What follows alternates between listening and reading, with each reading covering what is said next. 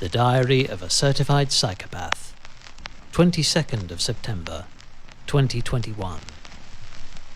On the whims of wild cherries.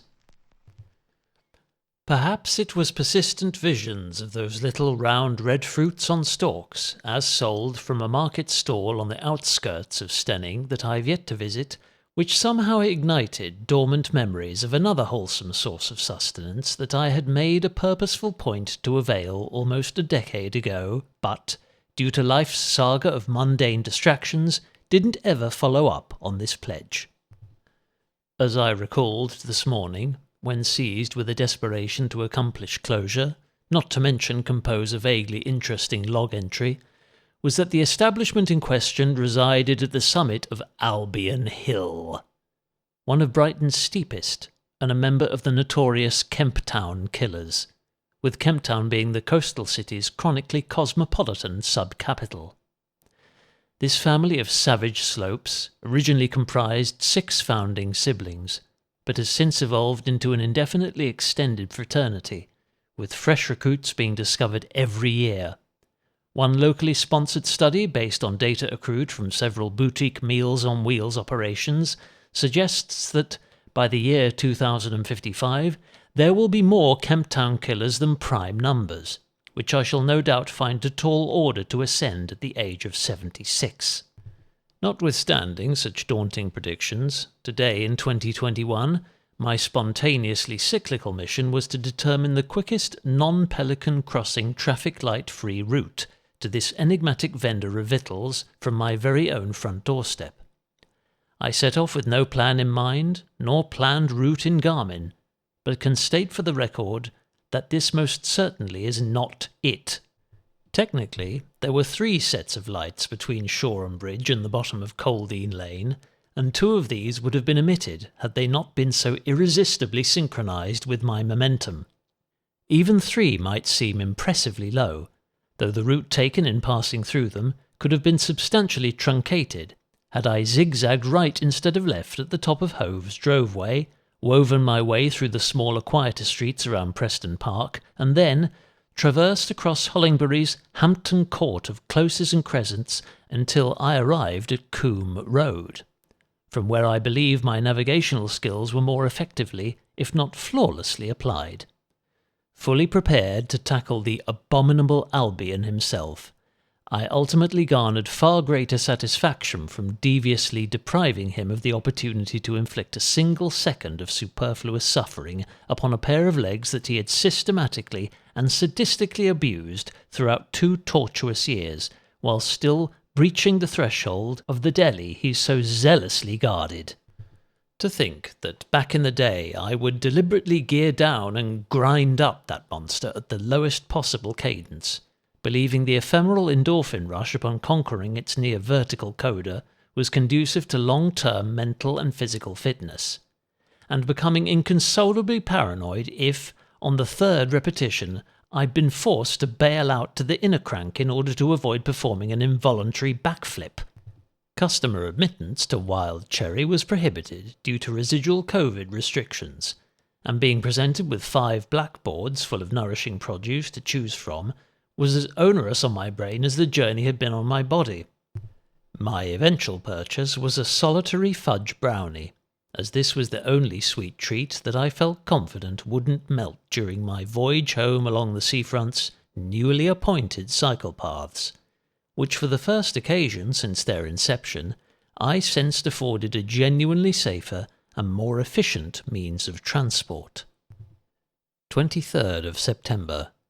2021. All the A's.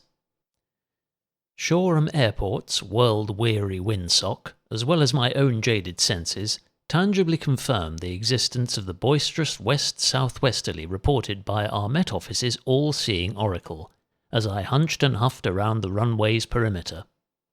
Though there evidently wasn't quite enough bluster to prevent a Cessna 172 Skyhawk from gracefully taking flight.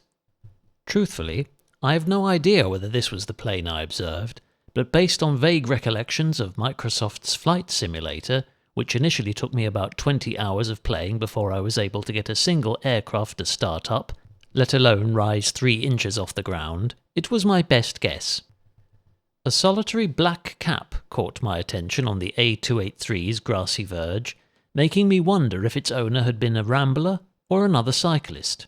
Barely moments later, just as I decided I was all cherried out following yesterday's escapade and would therefore not be visiting Stenning's redoubtable roadside vendor on this outing, despite my vow, a most mysterious event took place. The clamorous snarl of traffic suddenly melted away like floodwater, with every vehicle simultaneously vanishing from view.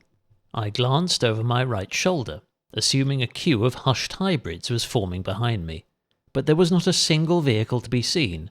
not even one lone dot on the horizon, nor that distant and dissonant whisper of tyre tread on tarmac.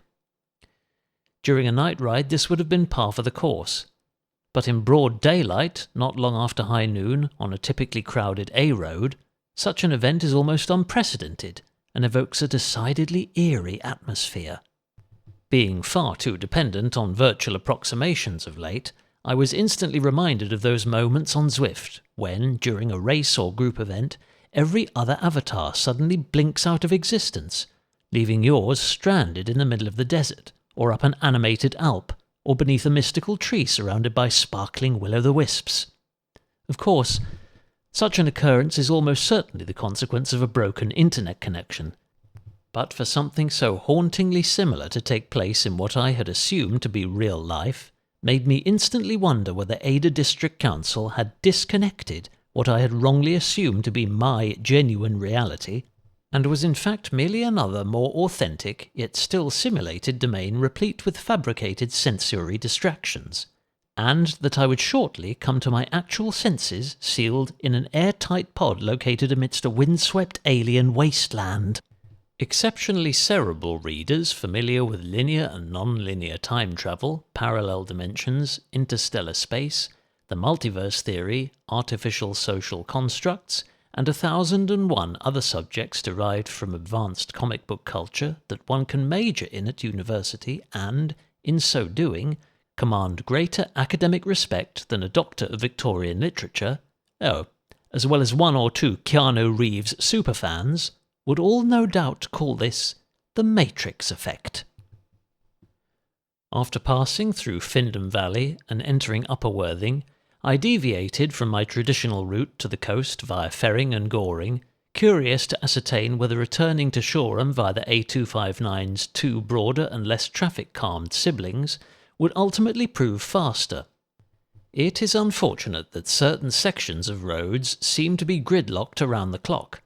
and it's a curious feeling to cruise past dozens of stationary motorists utilising optimally appointed facilities to engage in what many still consider to be life's most rewarding and efficient form of transport. Through rows of wound-down windows, the gazes of resentment and disapproval were almost palpable. After transitioning to the A27, things cleared up, and I gained significant time between Lyons Farm and Shoreham Airport, where I will take to what is technically a pavement during exceptionally busy periods. Distance ran to around 2 kilometres less, hence this is, without question, the quicker route. But for atmosphere, inspiration, and indeed, good health, there's nothing to surpass lungfuls of rich seaside oxygen, and the foamy rumbles of waves rolling across the foreshore beats the dreary drone of automotive conveyance every minute of any day.